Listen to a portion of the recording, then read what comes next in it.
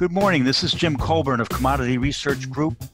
I'm here with Andy Lebow, also of Commodity Research Group, and we're here to talk about energy markets.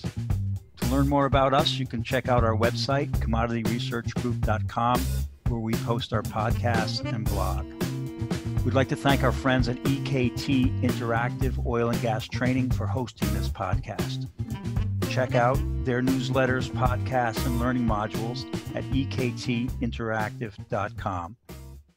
This podcast should be construed as market commentary, merely observing economic, political, and market conditions, and is not intended to refer to or endorse any particular trading system, strategy, or recommendation. We're not responsible for any trading decisions taken by anyone. Information is not guaranteed to be accurate. This is not an offer to buy or sell any derivative. Today is November 12th.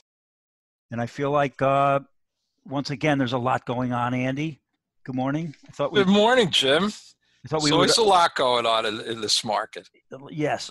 I hate to use that phrase, a lot of moving parts, but let's start with demand. We had the big three oil market reports, monthly oil market reports from the International Energy Agency, the US's EIA, and also OPEC.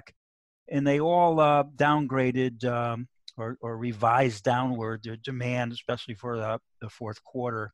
And maybe you can kind of summarize what they did and what you think.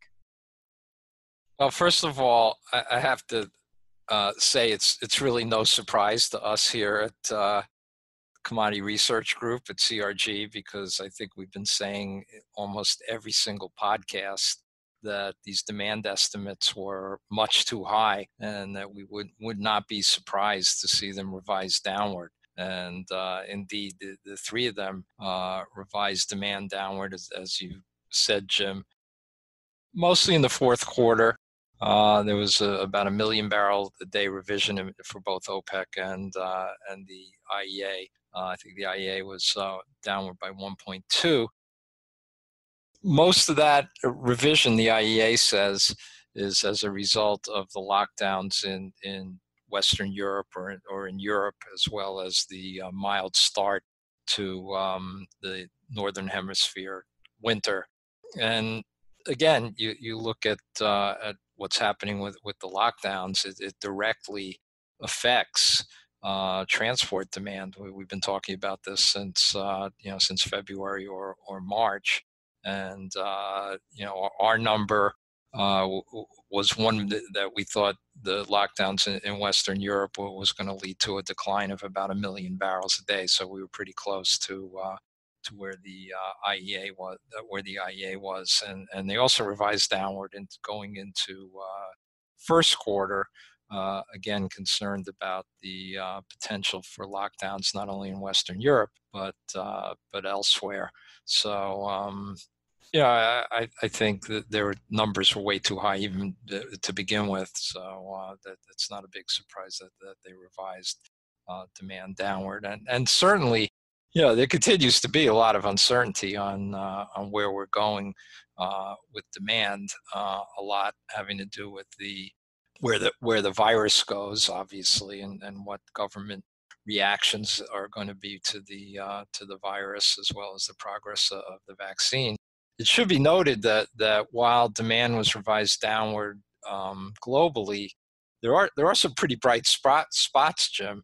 Namely, China and India are showing some pretty good growth. India finally showing some year-on-year growth. So that's certainly an underlying bullish factor, but it's nowhere near enough to enough to make up for the losses in OECD demand. Well, it's interesting. After looking at all three of those reports, you kind of get a little bearish feeling inside, and you look at the market, and it's going up. What's going on there? That is what's always great about commodity markets. But if you looked at all the data, there's been a lot of data that's come out in just this week. Certainly beginning Monday with the great news about the Pfizer, about the progress of the vaccine. But you look at all the data that's come out, and to me, most of it was bearish. There would be no reason, just looking at the data, to think that the market was really going to improve all that much. However, we're not the only ones looking at this data, because obviously OPEC and their producer allies, namely the Russians, are, they're also looking at this data. And, if they start and they are going to take a very serious look at all the balances, their meeting is November 30th and December 1. And, they're going to look at these balances and say, we're supposed to increase production by 2 million barrels a day for the first quarter 2021. Well, looking at some of these demand estimates and some of the calls for OPEC crude and some of the calls for non-OPEC crude, they've got to be thinking that it would not be a wise choice at this point. And I think the market is beginning to, and they're putting out those trial balloons, like, hey, we might not increase production like we said we would. In fact, they're even talking about maybe even reducing production for the first quarter.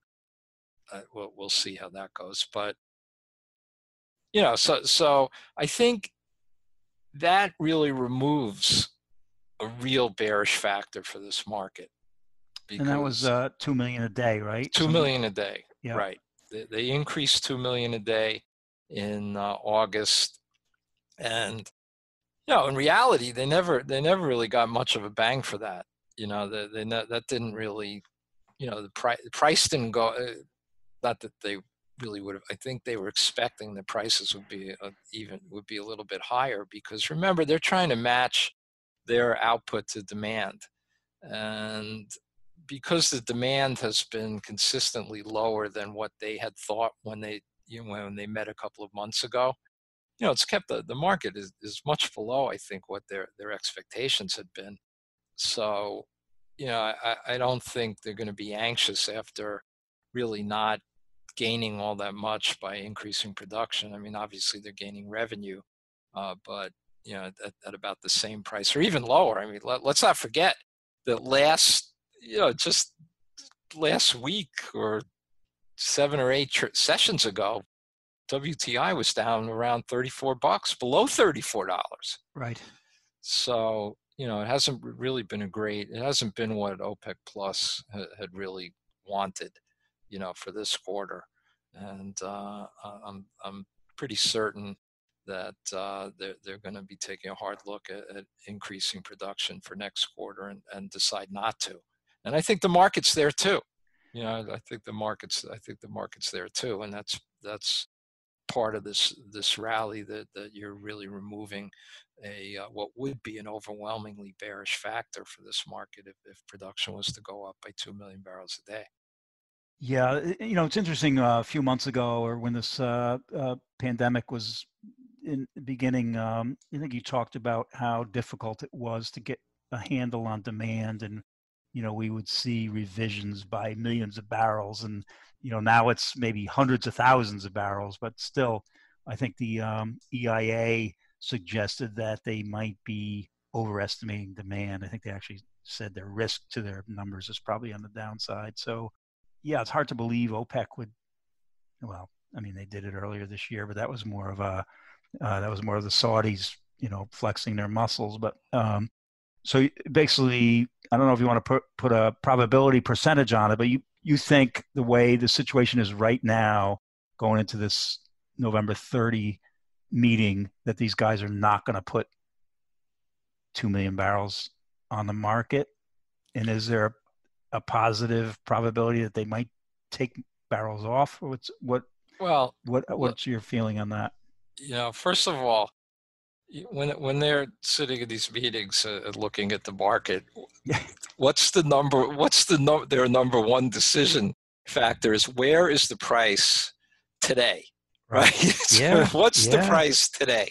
Of course. So, if the market is Brent is closer to 50, or even above 50, which I don't know. I don't really see that. But if the higher the price, I guess the more the potential for them to to increase their output. But I really believe that the probability, I would say there's a 2/3 probability that they won't increase, maybe even higher than that.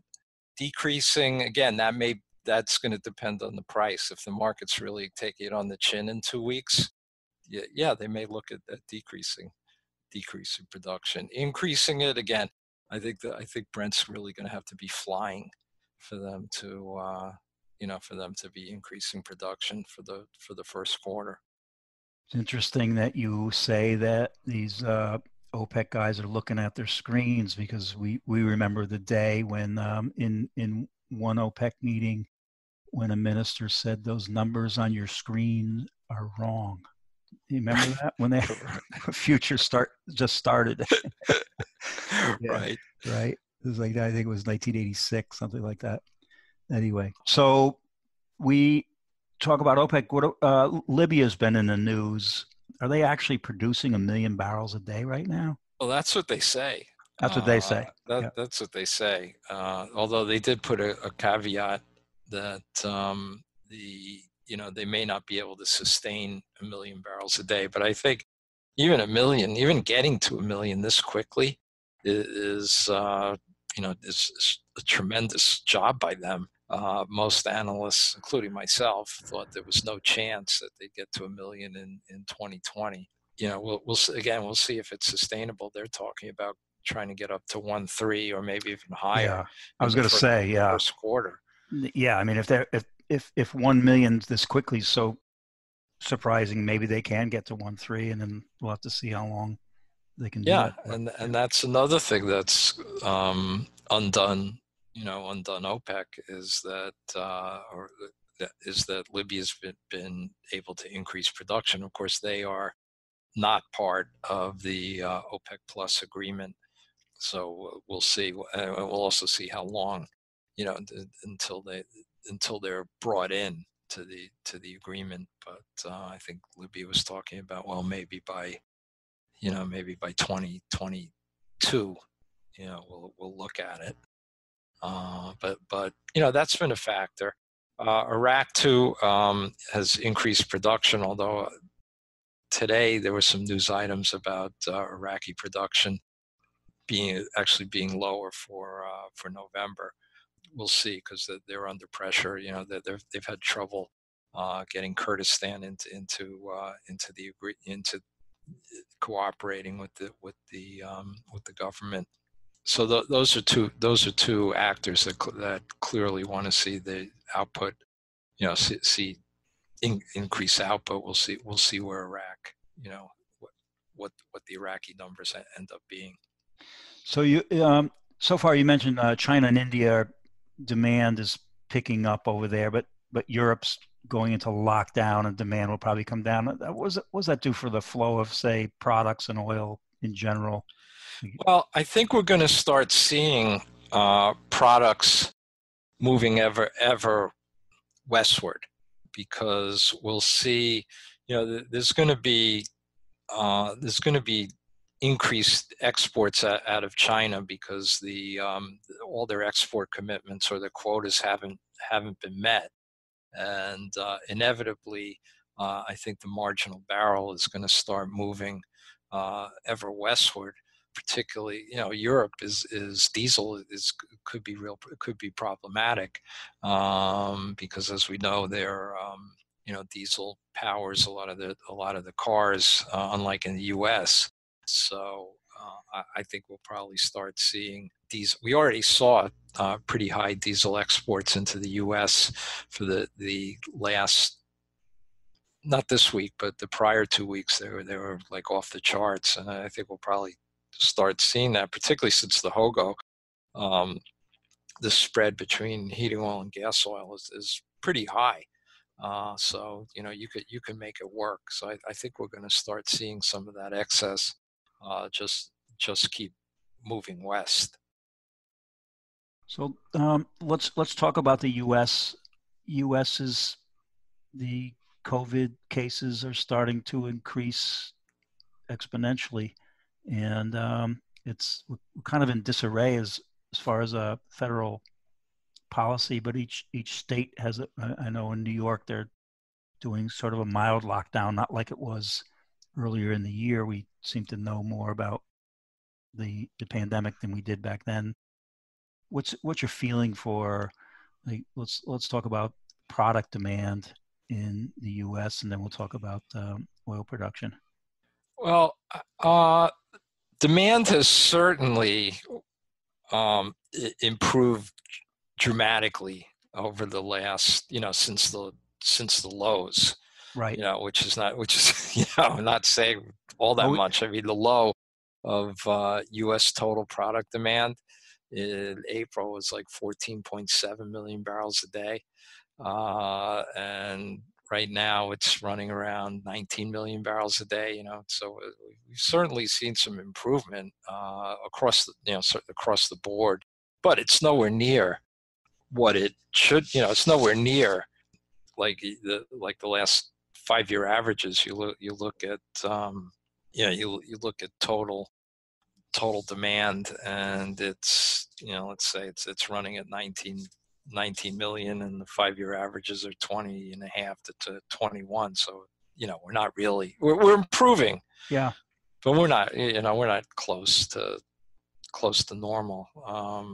The EIA is a little more optimistic than I am on demand, Yeah. which is not surprising, but Right.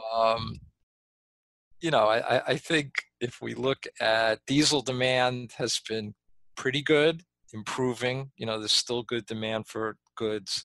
October was a good month because of the harvest. November we'll see, and November, December, January we're going to start getting into.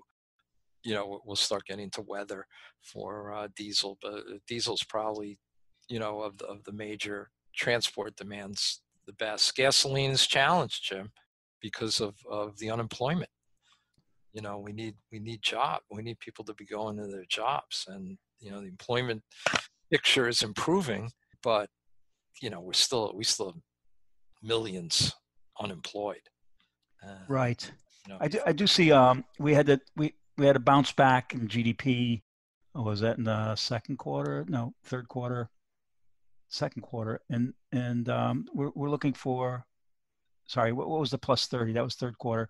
And the consensus estimate is we're going to grow another 3.5% or so right. this quarter. So underneath all this, it's still really bad, but we seem to be moving upward. So Right. We're moving upwards slowly. slowly, but supplies still are swamping demand. But I'm trying to. I guess what I'm trying to get a handle on are the suppliers in terms of refining capacity and oil production adjusting enough to balance this market, given that our demand is still below last year, but moving upward. So The answer to that question is yes. the I answer, think the answer is yes, because total supplies, they've drawn from the highs. We were at like 1.45 billion barrels, and now we're down to 1.3. What was the last one? 1.36. So we've drawn slowly, and refinery capacity runs are way down, and U.S. domestic production is down a lot from the highs. So they have adjusted, but it was such a shock oh yeah, the second quarter that we still haven't gotten anywhere near. We're just not close to normal, right, and it's going to take. It may take, according to the EIA, if you look at days supply, normal days supply, which is total stocks divided by demand, it's like 60, 61, 62 days, let's say. According to the EIA, I'm looking at this for 2021. We're not getting there. We're going to be in the mid 60s all year next year. which isn't, which is better than where we were earlier, which was in the 90s. This is what I'm trying to say. In Yeah. April, the days supply was 95 days, Jim. Okay. I mean, Right. completely off the chart. One of the, just a Yeah. massive supply shock. Yep. And of course, there was a price shock too. So let me ask you this let me ask in a different way. Think about something like a $50-$60 call spread. So let's say you buy the $50 call, sell the $60 call, and I'm giving you any month next year that thing goes in the money. So do you see prices going above $50 potentially? I'm not saying that's your call, but Any month of all next year, or just yeah. the first half of next year? Well, let's talk first half first of all. What do you think? You think that's basically? Would you rather buy that or sell that in the first half of the year? Do I think prices have a shot to get over 50? Well, there's always a shot. We always have a shot. That's for You sure. know, I think the Likelihood. market. Talk likelihood. Yeah, I mean, there's always a shot that it gets over 50. A lot of good things have to happen, and I guess I'd rather be a seller of that call spread than a buyer, Jim. Yeah. I think the market is really still gonna, even with the vaccine, the market's still gonna struggle. And Yeah. what's the key thing? And let's get back to OPEC. And OPEC plus.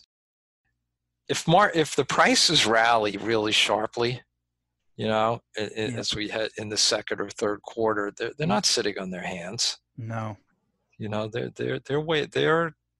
anxious to increase production. There's a lot of pressure on that group. I mean, the Russians have, they've been, I shouldn't say, they've said, many times they want to increase production. I don't think they're going to right now, but there's a lot of spare capacity within OPEC. Right. So a lot of overhang. There's a lot of overhang.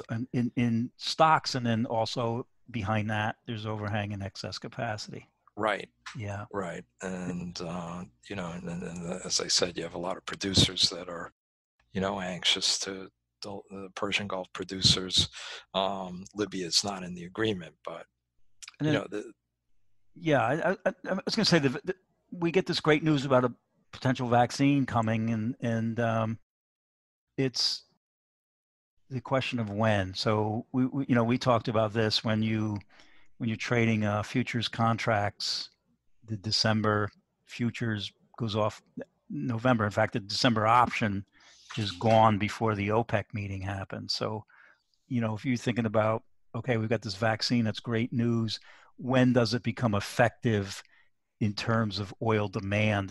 It's probably, I think the IEA even pointed that out, and it's not going to happen till late 2021. right. Right. So it's terrific news.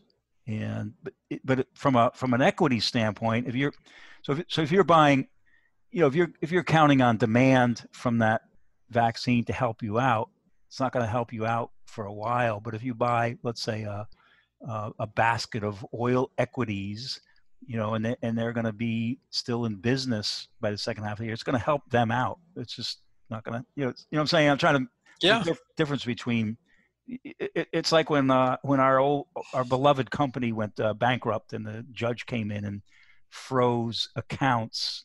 I mean, I get a sense the judge was used to dealing with stock and bond companies as opposed to commodity companies, because we had some people that had gas oil and it was going to delivery in 2 days.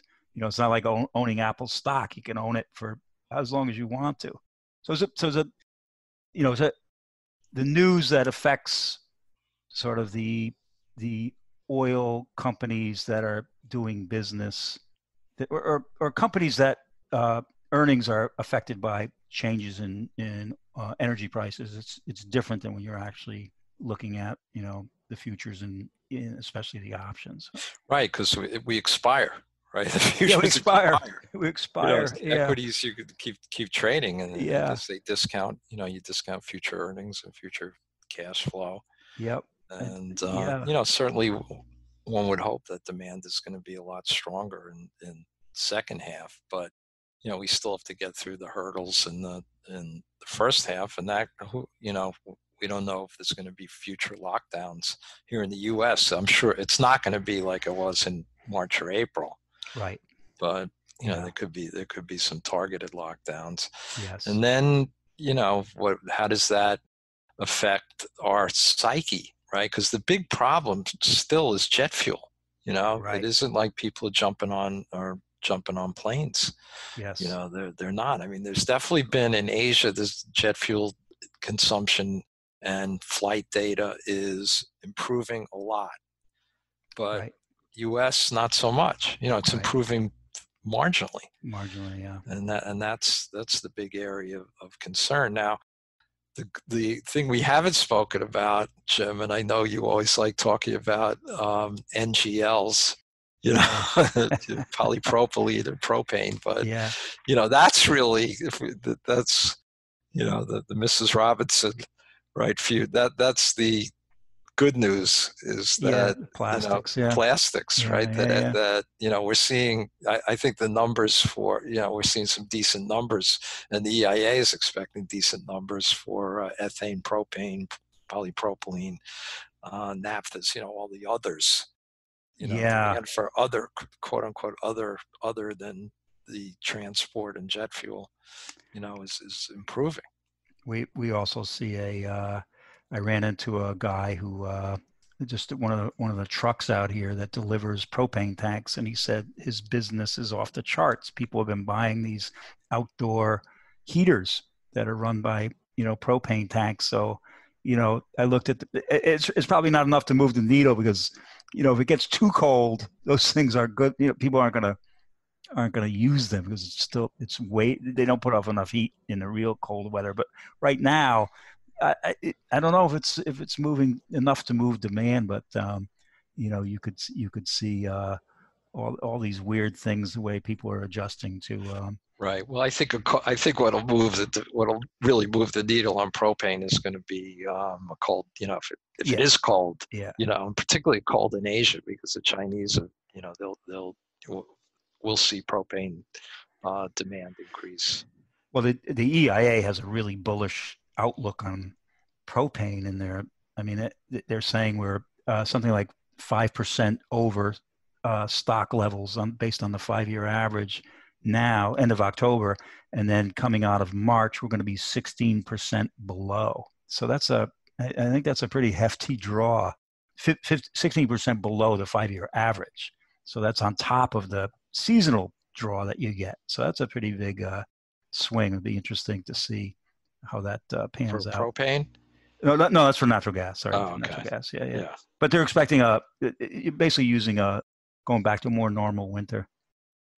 Well, yeah. I mean, and that'll certainly help overall. Getting back to petroleum, certainly help overall petroleum demand if we can get, if we get a normal winter or colder than normal winter would be, it would Helpful. that's probably worth 300 to 400,000 barrels a day right there. Right, right. I just noticed in the EIA monthly, and I put this on our blog, and I actually posted it on LinkedIn as well. But the EIA mentions the put call ratio of gasoline options, and they're saying that there's a way more puts trading than calls, relatively speaking. And there's actually some puts that were trading in April gasoline of next year. So and that hasn't happened. So I guess they're saying that traders are they always talk about the buy side of these things. There's also you have to remember that if anybody's buying these puts, somebody's selling them. But anyway, that they're suggesting that people are buying protection against gasoline collapsing over the next period or going forward.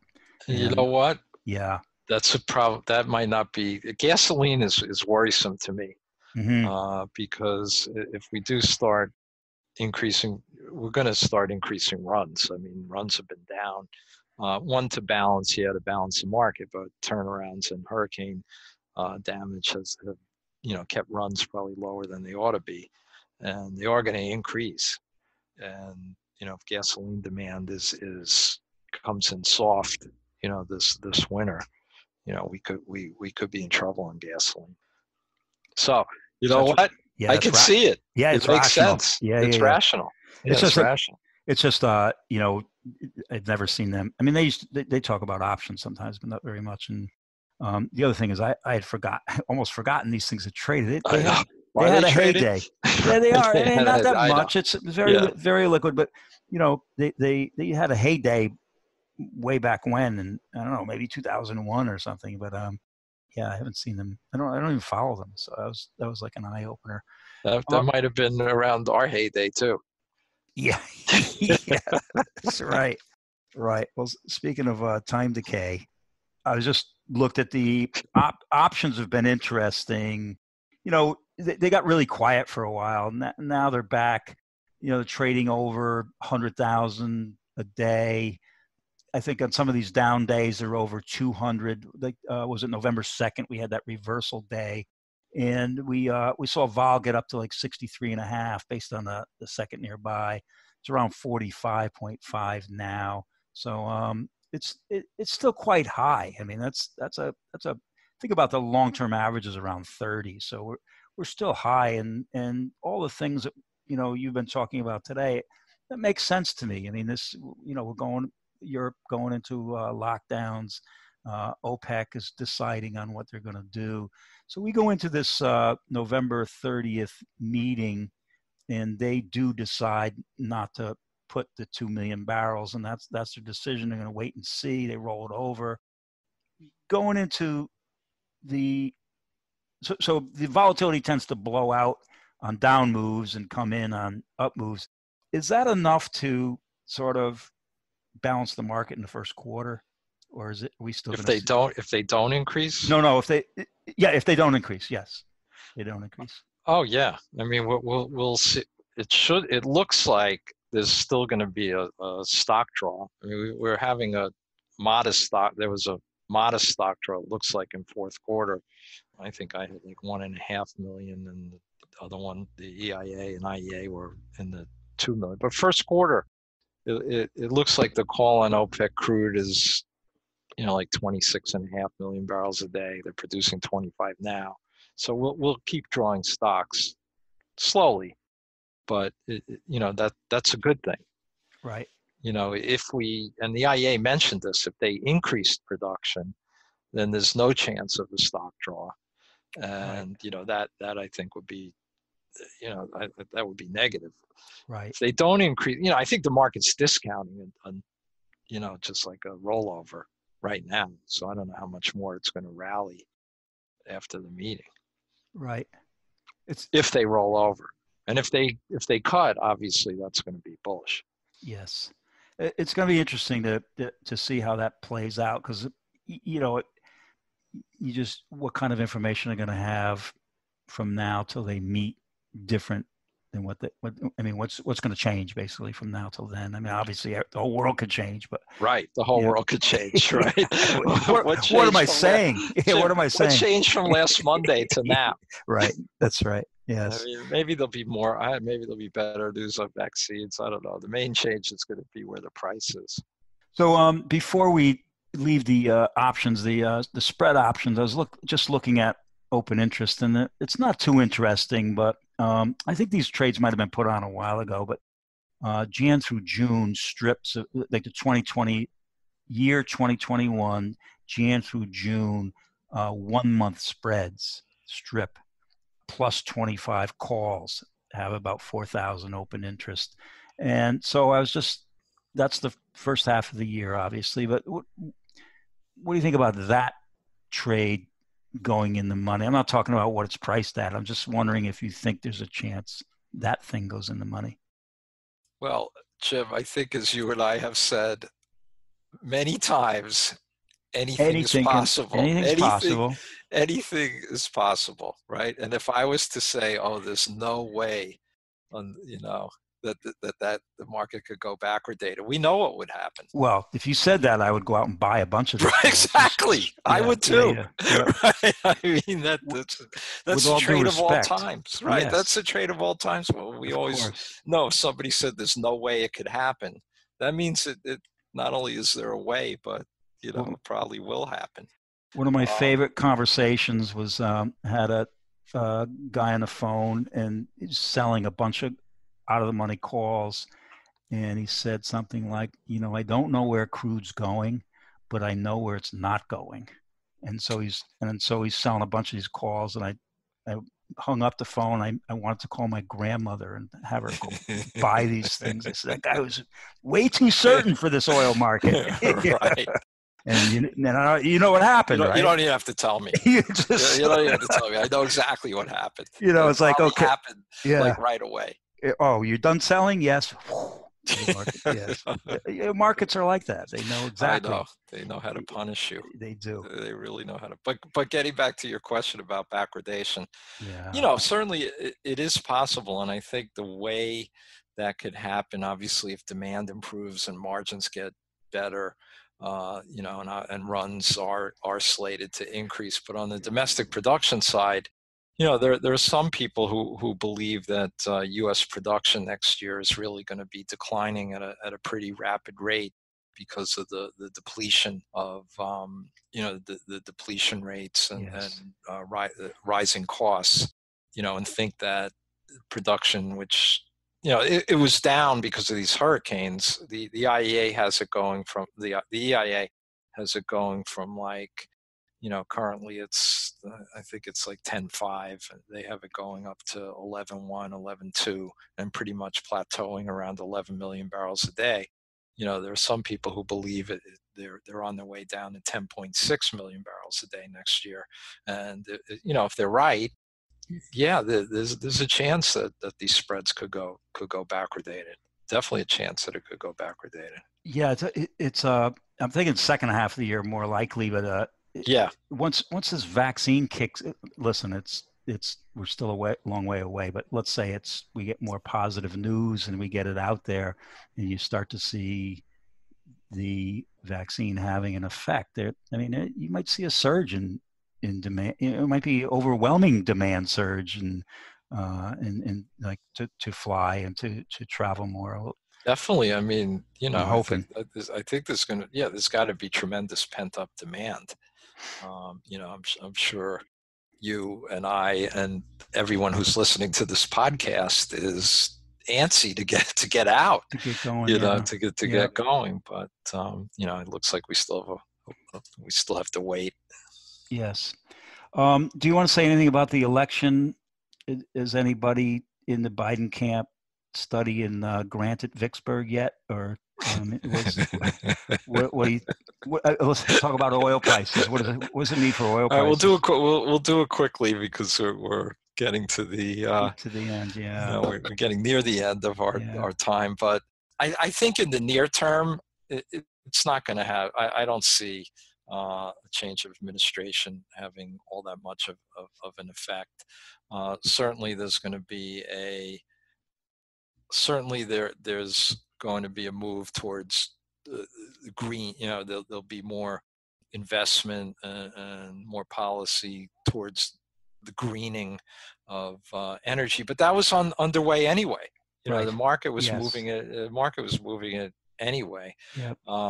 So I think that'll be, I don't know how long that's going to take really on energy.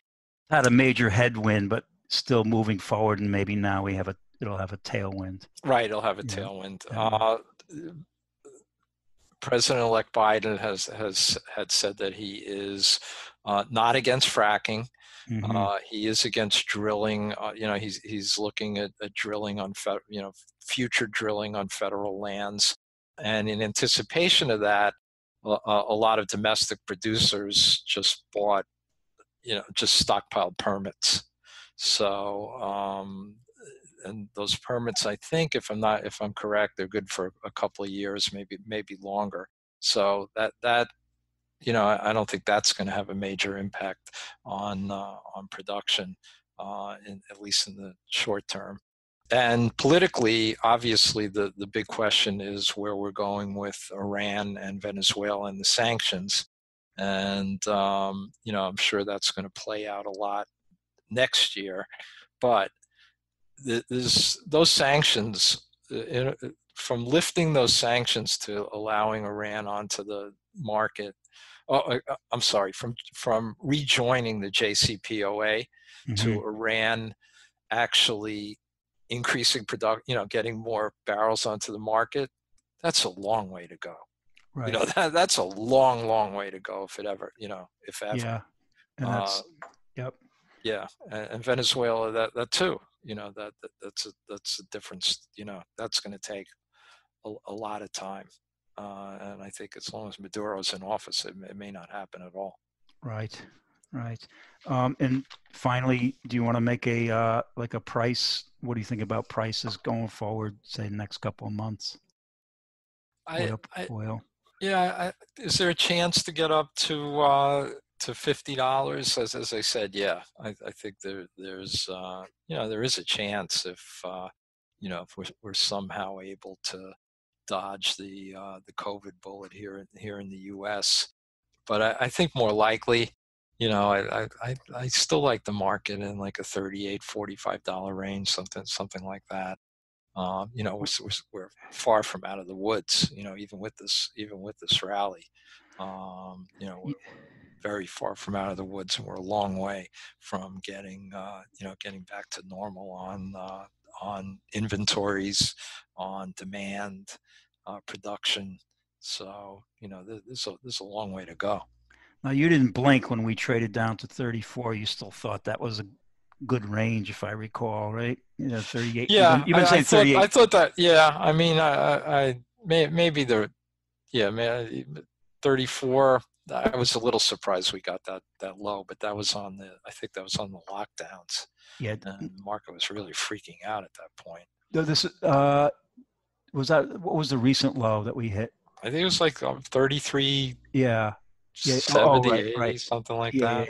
Yeah. So, but you've had that range for a long time, and it's been pretty good. Yeah, it's been pretty good. It's been pretty solid. Look, maybe OPEC Plus decides to reduce production significantly, and that's going to give the market a lot of upside. Maybe these, maybe the vaccines are distributed, quicker. There's still a lot of uncertainty.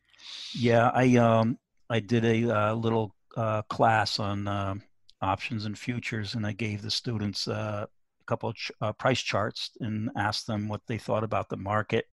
And one guy was talking about price. He thought oil would be in a price range, and we were talking about strategy. I said, would you sell a strangle or a straddle? He said, no way. I'm too scared. So I have that range as well, but I can't. It's part of my bias from forever, but I also think there's too much going on in here. So yeah, there's too much to go on.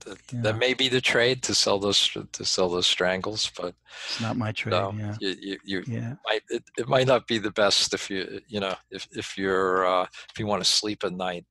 Yeah. If you're an insomniac, it probably doesn't matter then. Yeah. So, okay. Thank you, Andy. We'll talk again next month. Anything else you want to add? Yeah, we are going to talk about natural gas next month. We have a special guest, and we're very excited about this guest. And Jim, we've been talking petroleum here for the last few years, and I think it's I'm really looking forward to talking a little bit about natural gas. But somehow I think we're going to go. We'll be talking about petroleum too. Yeah, we'll sneak that in there. Right, we'll sneak that in there, no doubt. Well, I want to hear all about March, April, nat gas. The Widowmaker. Yes, and thank you, Andy Lebow.